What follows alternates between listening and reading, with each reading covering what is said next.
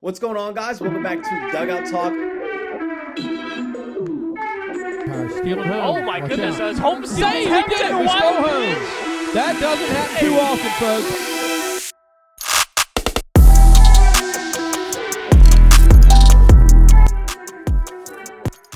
What's going on, guys? Welcome back to Dugout Talk. I'm one of your hosts, Tristan McAllister, and joining me are the other two hosts, Red Sox minor leaguer Cooper Adams and Gettysburg College hitting coach Jason Kramer. For you guys that are new, we were D1 teammates at a small school in Maryland, and now we're trying to bring entertainment and knowledge about the game back to you guys. We have a special guest joining us. I love when the guests come on because they share so much knowledge and they have great backgrounds and they can share about their experiences to you guys. And this one's a special one for me, obviously, from Northern Virginia. I got to watch them grow up and play, compete against each other. Joining us today is Lyle Miller-Green. Really cool story. So a little bit about his accolades is he was 2024 ASUN Player of the Year, 2024 First Team All-American, USA Baseball Golden Spikes Watch List, John Olerud, Two-Way Player of the Year semifinalist. And to earn all those awards, in his final year at Austin Peay, he hit .393 with 30 home runs, breaking the school record. Then went 5-2 on the mound, throwing 50 innings and striking out 43.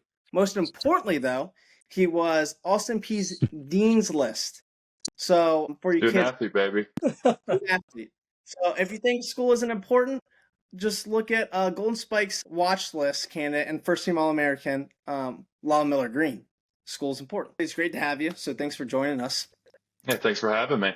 Absolutely. So what I kind of wanted to start with, which I thought was really cool, is kind of the story that, the MLB did on you, just to let you guys in on Lyle and him growing up. So at the age of 1, he was adopted and then moved to Northern Virginia. And he was adopted by his mom, Stephanie. And he was adopted 1 week before 9/11. And so obviously when 9/11 had happened, all the flights had got suspended, overseas and coming into the U.S. and stuff. So this is actually a really special thing because if his mom would have waited just a week later, probably, then he probably, wouldn't have got maybe adopted by her, maybe someone else, or. Yeah, who knows what would have happened if my mom didn't make that flight across the pond and go get me. I think it's just such a cool story, too, because, baseball isn't as big over there. You said you wouldn't trade it for anything, and I'm sure, kind of getting through high school story into college a little bit. My favorite moment of you at Austin Peay is, obviously you guys had a lot of success and stuff, is the quick pitch when you're down at Auburn and you get ready and then you just take this dude right off the scoreboard. Frisbee slider. There's that quick pitch. And it is drilled deep left center field off the scoreboard. Lyle Miller-Green ties the game with one swing of the bat. She's got obliterated. John Armstrong tried to quick pitch him and catch him off balance. And he knew it right away. Miller-Green killed that ball. On a quick pitch. Do you remember? Yeah, I kind of just blacked out during that moment. I've never been quick pitched before. And it's funny because that's still showing up on people's Twitter, TikTok feeds all the time. So I'm still getting sent that. Yeah. But yeah, I kind of just blacked out at that moment. Never been quick pitched before. So I was just auto swing. If you threw a slider in the dirt, I was swinging. I was swinging at anything, really. It just so happened to run into my bro that's and awesome. hit out the yard. Yeah. I think it's cool to point out, too, that to the kids, 2 pro guys in here, Coop with the Red Sox, obviously, and then you're with the White Sox.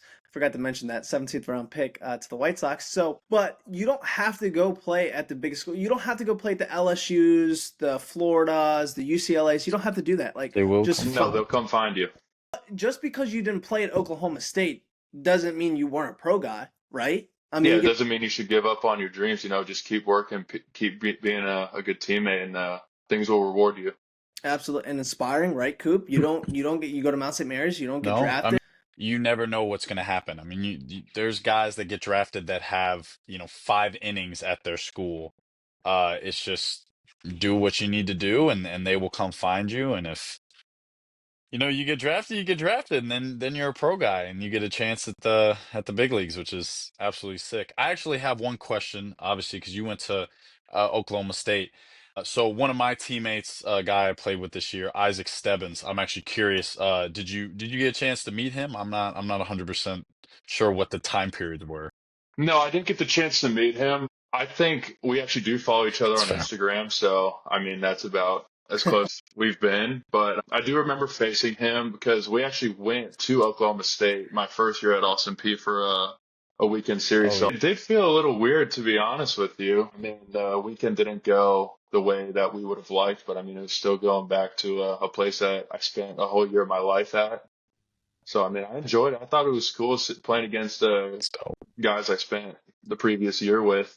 Kramer, obviously, you're the hitting coach. We aren't. I mean, that was kind of my question. Like, what are the White Sox, looking for in their minor leagues? Like, what are some of the things they emphasize? And what are some, like, whether it's swing decisions or, hitting the ball out of the ballpark? Obviously, that's like you have extremely good power numbers. Take me through kind of what they're looking for and the progress they see in you to be able to be a big leaguer someday. Right. I mean, hitting's the hardest thing to do in all of sports. I'm sure most people can agree with that. There's no like really one specific philosophy that really anywhere that I've been.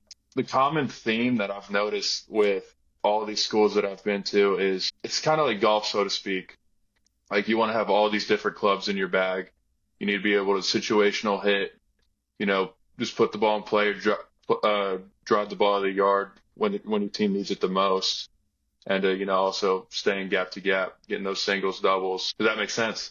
Yeah, and I think the game as a whole, especially at the big league level, you see it in postseason play where a lot of the teams that are home run or bust, they kind of fall out in the playoffs. And I feel like this approach of like putting the ball in play and like this like old school type of hitting is getting more implemented into the minor leagues and it's becoming more of a theme.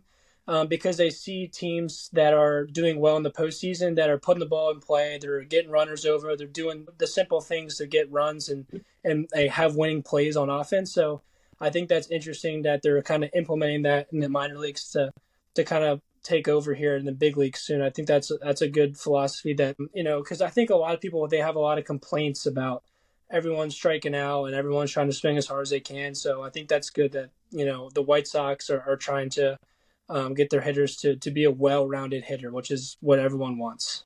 And yeah, I mean, obviously good things happen when you put the ball in play. Oh, And what yeah. I mean by like everybody needs to have like those golf clubs in your golf bag. Like, let's say there's a runner on first or runner on second with less than two or with like one out. You got to find a way to get him over to third base by maybe even just hitting a weak ground ball to the right side of the infield. Just get him over, just do a job, find any way to manufacture runs as often as possible. Right. I think it's important too, like even at the minors where you're fighting for yourself to get to the big leagues, that they're still expecting you to play as a team and to do team things, be able to win games. And like you said, have different clubs in your golf bag. Like you got to be able to do a job to help the team, but also to help yourself elevate in the minor league system. So I think that's huge as well. Like it's not only you're fighting for yourself, but they're trying to see if you can be a big part of the team and help them win in the future. And that's what all clubs are looking for, is to win a championship. So I think that's huge. It's awesome. We also mentioned that you were a two-way in college. Obviously, you threw 50 innings and stuff and, became a really good two-way player. I feel like with the Otani and stuff in the league now, I feel like a lot of kids are going to grow up kind of wanting to do both, especially this generation. So how do you Yeah, do both for as long as you can. You never know what's going to happen at the end of the day. So how do you balance that? How do kids, get to do it as long as they possibly can? How do you balance the two-way position? Well, obviously, you're going to have long days at the field, long days at the gym or wherever you are in the off season. Stay on top of what you need to, like as far as like your shoulder workouts go, your actual lift, your throwing program, and then hitting and taking ground balls on top of that. But you got to really love the game. But what's your approach, the different approaches you have? What's your approach as the hitter? What's your approach as the pitcher? Because do they differ a ton or is it like somewhat similar? I'm curious to hear that. Yeah, so at school, I would still hit whenever I'm on the mound. Like whenever I came out of the game, I would just move to the DH spot. But they went hand in hand together, I felt like, because whenever I was pitching, it got my mind off of hitting. Whenever I was hitting in the game, it got my mind off pitching. So I had that sense of clarity like throughout the whole entire game. You don't hear that very often. Usually it's the other way around because you're so focused on like pitching and like getting the outs and stuff. So that's really Yeah, I mean, like the way like I kind of went at pitching, like me and my pitching coach at school, Pierce Kimball, we just decided that pitching was going to be more of like a side gig, just treating it like it's wiffle ball kind of. Just get up there, throw strikes, and get outs. Just have fun with it. Ball player. He's a ball player. The White Sox have all their organizations in North Carolina that I'll be able to come out and watch you play this year, so I'm looking forward to that. So instead of turning topics today, we're going to kind of go into funny moments here. And so we got a couple. I'm not sure if Kramer's got one yet, but we kind of have these funny stories. But the one that was a big deal back then was when you guys went and played at Liberty and your coach got ejected. I know where this is going. He brings a huge 2-liter Mountain Dew thing. And so, like, kind of walk me through that. You said they had shirts made for him now and stuff. And I actually saw a post on Twitter where, like, everybody, like, showed up to the game with Mountain Dew bottles or something. Like, can you talk me through that? Oh, yeah. So, like Tristan said, we were playing at Liberty. And it's like the second inning. Kid comes up, hits a homer, touches the plate, and gives our dugout a little bit of a glance. This game is on wheels, too. And then their lineup flips. He comes back up in the like the third or the fourth inning. Our pitcher accidentally misses up and in. It wasn't intentional. At the plate, first pitch swinging, lining to left center field and deep. How far will it carry? All the way.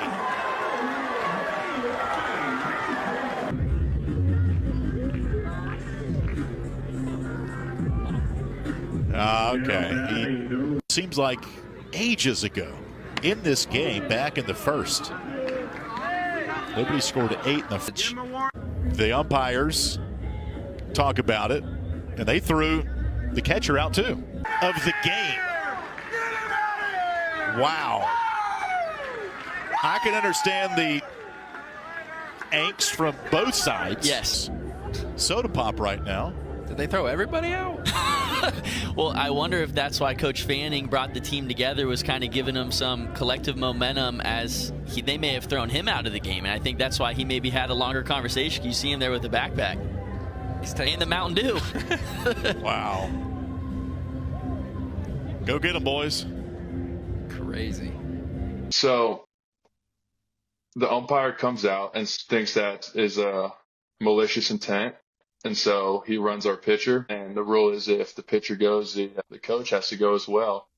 But our catcher also got ejected at the same time. And Roland is a huge Mountain Dew guy. He brings a 2-liter like every game.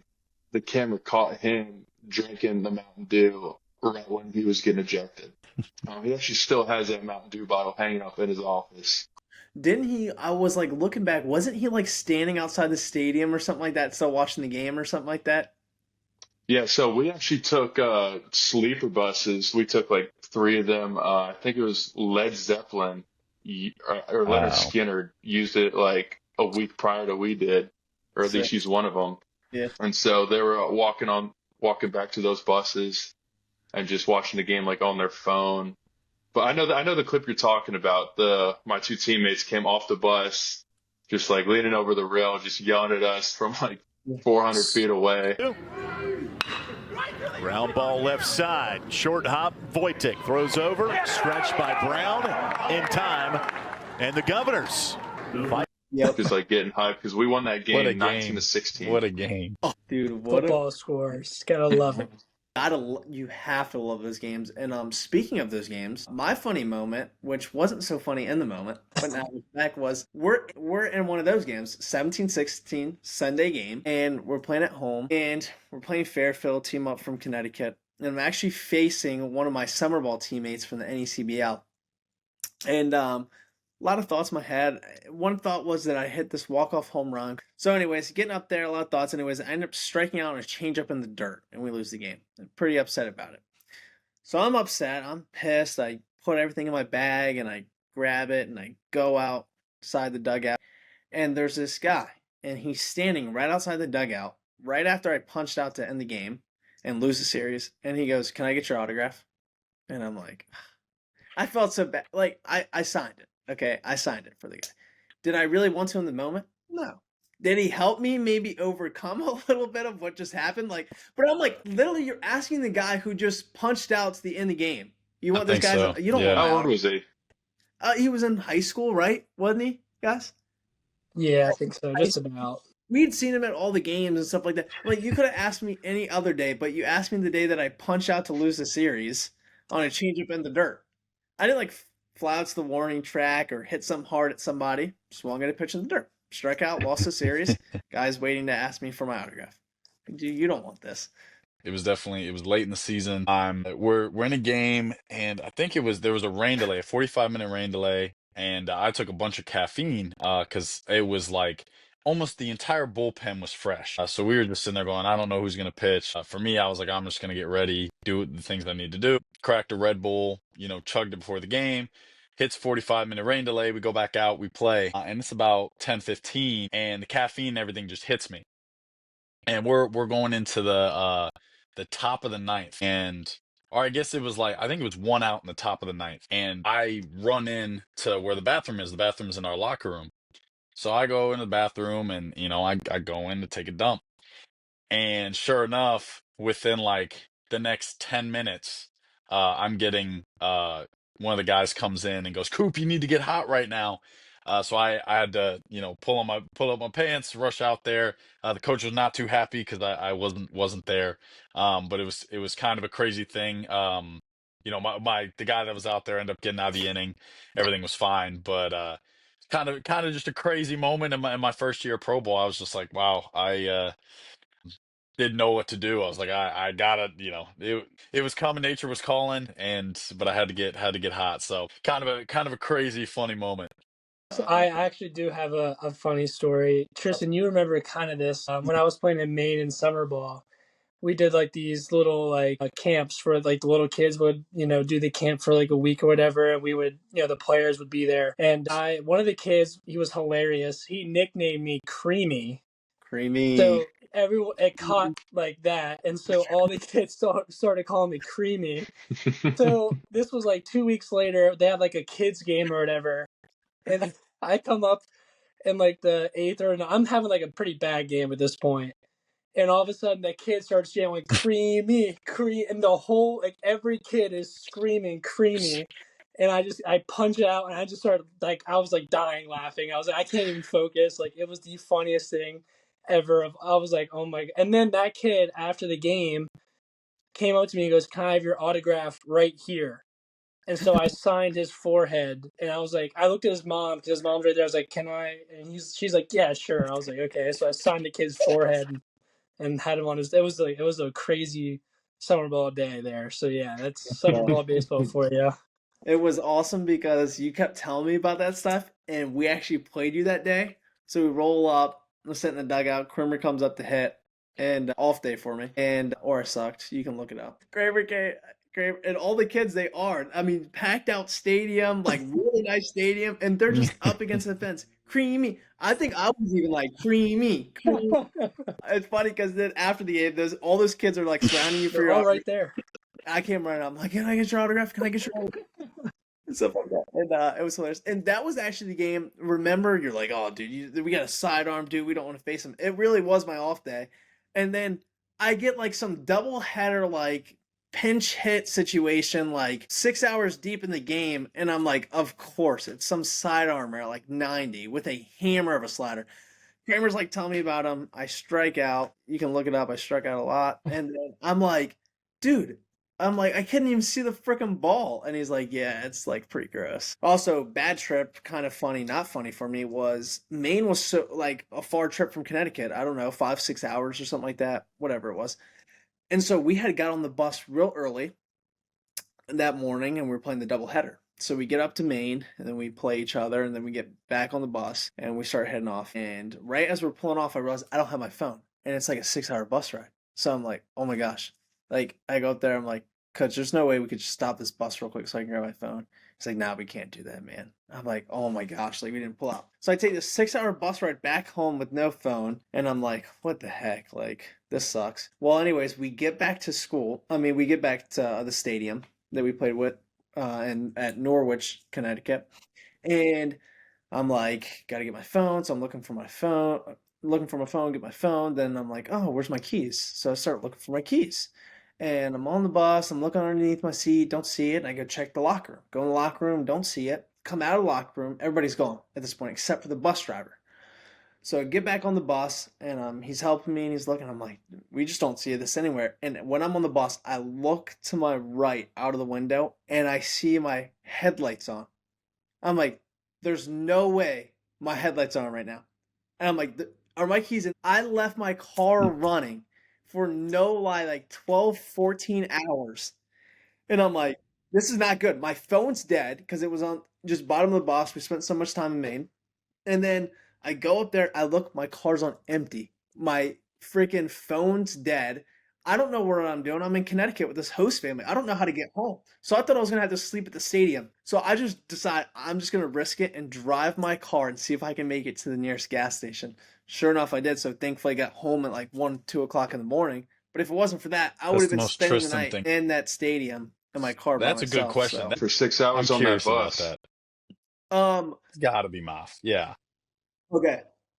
Mafia, right? It's got to be Mafia. I don't think we did Mafia that night because we were just like exhausted from this double header like in Maine.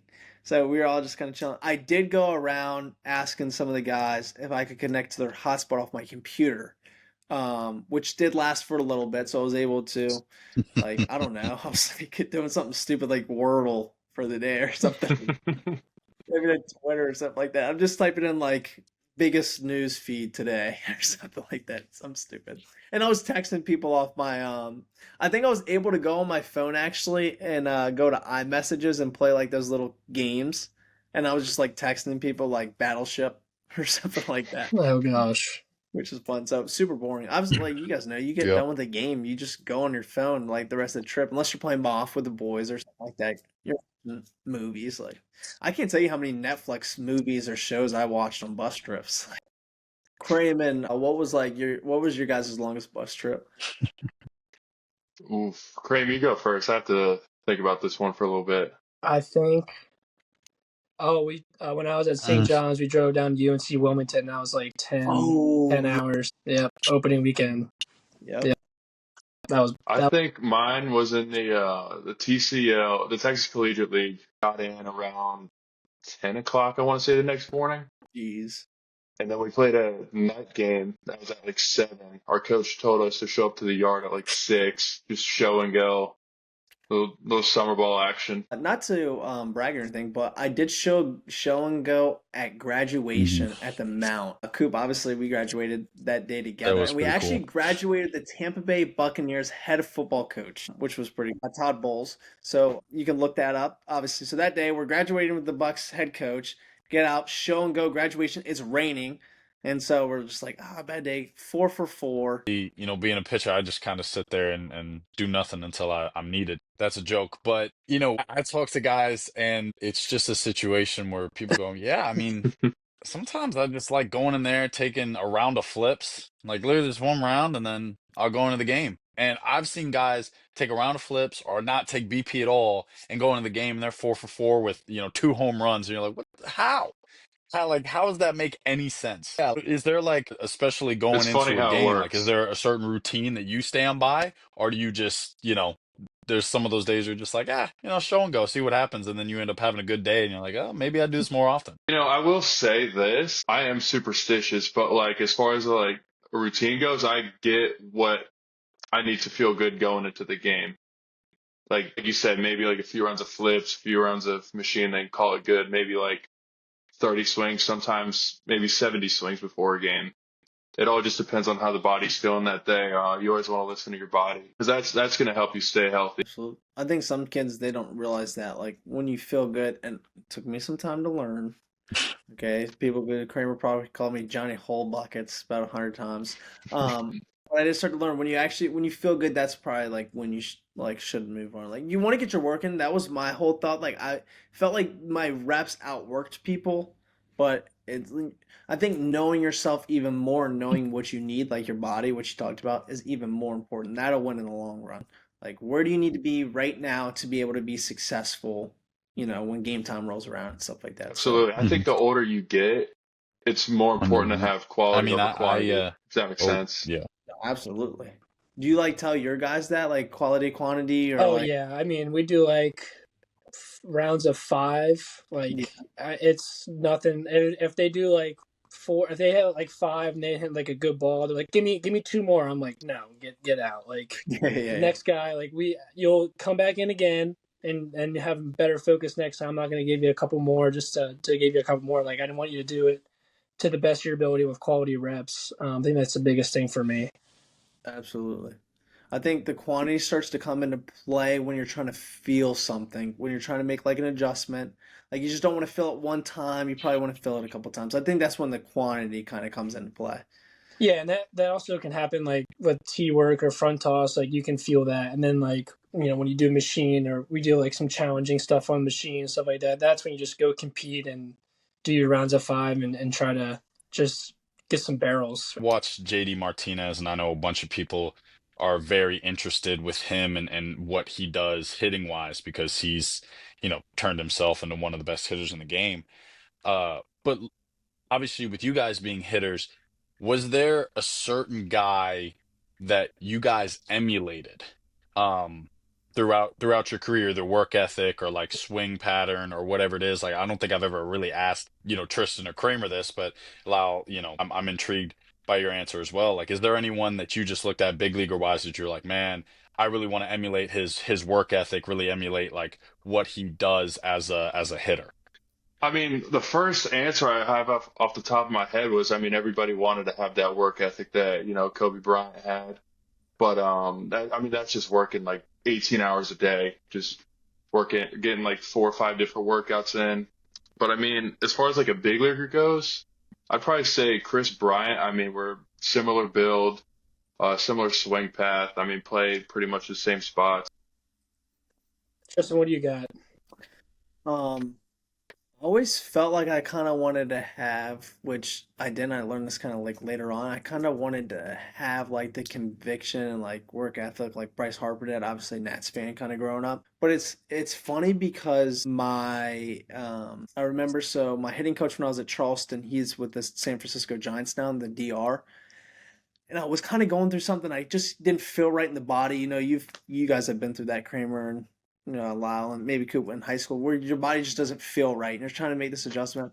And I remember I met him one morning, and he said, "Just swing like any big leaguer you can think of. Give me one." And I was like, Harper, and so he swung like that. But he was like, okay, what he really wanted me to do is just find some athleticism and just like do that, like try to just drive the baseball like one of those big leaguers did. And like growing up, when I would watch those guys, even in college still, like you watch every big leaguer, they have conviction with like every swing and stuff. And you watch their bat pats and they have good bat pats and they're on time. And so like I think for me, I was just always trying to find more, which sometimes can hurt you a little bit. But when it came to really watching the game, just play hard like he did at the beginning. Obviously the big leaguers, when you watch them now, you can see them like they obviously have to stay healthy like 162 games so they don't run 100% down the line, on a ground ball or something like that. But watching Harper first come in the league, that's what I wanted to play like each day.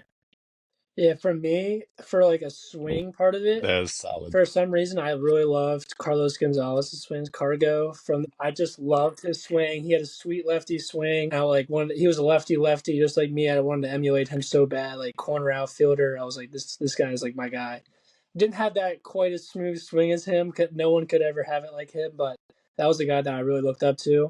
And it was like, I wish I had that swing. Like that is a pure swing. I'm going to take it way back to the kid ball days and little T-ball days, but I loved Alfonso Soriano. I also loved Derek Lee. He was the first baseman with the Cubs for a while. So I used to emulate both of their swings in kid ball. When I was younger, I was not Yeah. a dog, but I thought I was with my Alfonso Soriano swing. It was great. You gotta look at you Yes, gotta look at the please. video of Cooper trying to Please. field a ball at a perfect game. That was really bad. He like trips over him. Yeah, you got to put the clip in.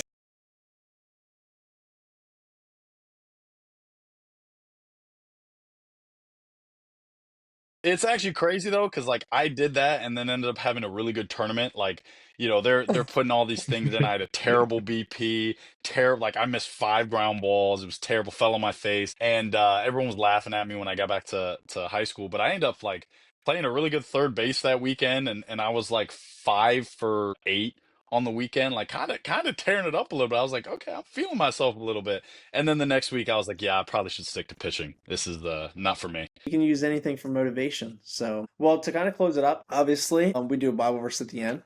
And so feel free to answer, Lyle, if you want. We can just kind of talk about what it kind of means to us or something. So what I got for us today is Matthew 6:31 through 34. So do not worry saying, what shall we eat, or what shall we drink, or what shall we wear?